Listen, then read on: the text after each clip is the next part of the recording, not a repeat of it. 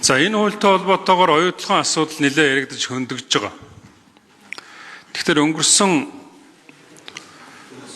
11 сард болсон оюутлын төр хорооны хуралдаар би ер нь бол энэ оюут толгой мөнгө хүлт явуулаад байна гэж үзээд СОБР-дор нэмэх нь 3% буюу 6.5%-аас дээшгүй одоо хүүтэй мөнгө гаднаас авах ёстой гэдэг ийм одоо зарчмын зөрүүтэй санал гаргасан харамсалтай дэмжигдээгүй. Тэгээ СОБР гэдэг нь бол олон улсын банкнуудын хоорондох одоо хүүний хүү тоосдог ийм одоо үзүүлэлт байгаа. Тэгэхээр энэ дээр СОБР бол өнөөдрийн байдлаар бол 3.5% байгаа. Энэ дээр 3% гэхээр 6.5 гэсэн үг л дээ. Тэгэхээр дээрэс нь өөрөө энэ Rio Tinto компани өөрөө 3А зэрэгэлтэй дэлхийн зах зээл дээрээс 4.5% хүүтэй бонд босгодог ийм компани. Гэтэл энэ зээлийг одоо бүр 11.2%-аар ингээд зээлэд явж гэнэ гэдэг бол мөнгө хүлт хийж гин гэсэн үг. Тийм учраас энэ 6.5% дээдлийн хүүтэй байх ёстой гэдэг ийм одоо шаардлага би тавиад байгаа. Тийм учраас энэ бол засгийн газар бол энэ асуудал дээр бол нэлээд хатуу байр суурьтай энэ хэлцээр дээр ажиллах ёстой шүү гэж нэгдүгээрт хэлж байгаа. За хоёрдугаарт нь бол энэ ер нь өнгөрсөн 10,000 жилийн туршид хүн төрөлхтний хэрэгэлсэн зэсийн хэрэглээг эх 25 жилийн дотор хэрэглэнэ гэж байгаа. Эх 25 жилийн дотор.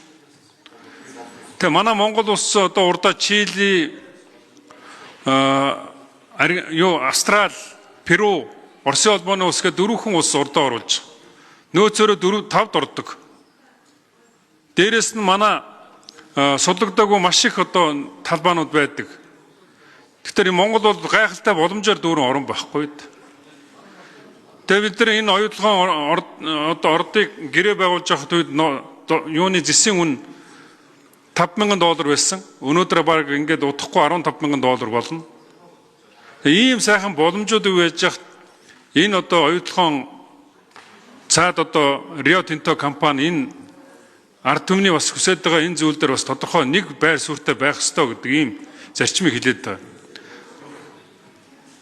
Тэгэд эд баялгаа гаргаад идэг өрөнд ороод идэг энэ ч одоо юу гэсэн үг юм бэ? Бас болохгүй шүү дээ. Хүмүүсийн шаардаад байгаа зүв байхгүй.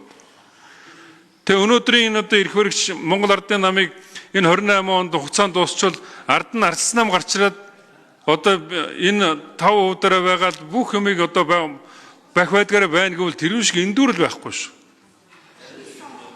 Ийм юм байхгүй. Ер нь бол тодорхой хэмжээр энэ засгийн газарт би энэгээр одоо тодорхой шаардлага тавьж байна.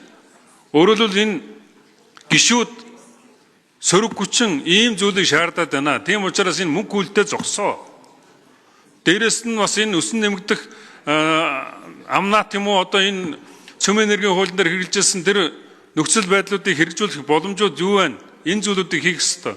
Тэгээ ер нь бол 7 жилээр чөлөө нөгөө одоо гэрээгээ эргэн хардаг тэр чагт төгжээг мултаад авцсан байж байгаа. Тийм учраас энэ засгийн газар тодорхой хэмжээгээр энэ хэлцээр дээр амжилт гаргаж чадахгүй бол бид нар бас энэ их хурлын гишүүд тодорхой тогтоолын төслүүдийг, хуулиудыг өргөн бариад явах юм боломжтой шүү гэж хэлье. Засгийн газар дээрээс нь одоо Rio Tinto оюут толгойд бас яг энэ одоо хэлцээр дээр анхааралтай байж тэр ард түмний хүсэж байгаа тэр зүйлүүд дээр бас очих ингэснээр ирээд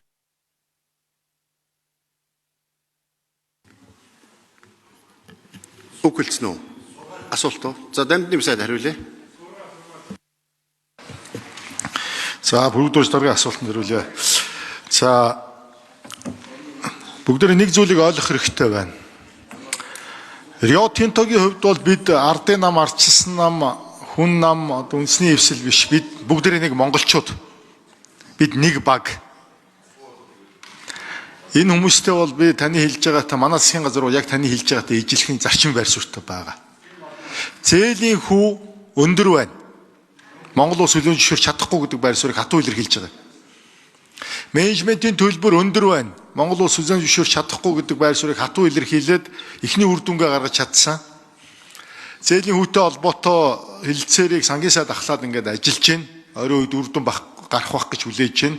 Менежментийн төлбөртэй холбоотой хэлэлцээрийг одоо уул аж үйлдвэр соёлын сайд одоо би ахалж ирсэн. Үр дүнд хүрсэн. Одоо албажуулах ажил нь явагдаж байна.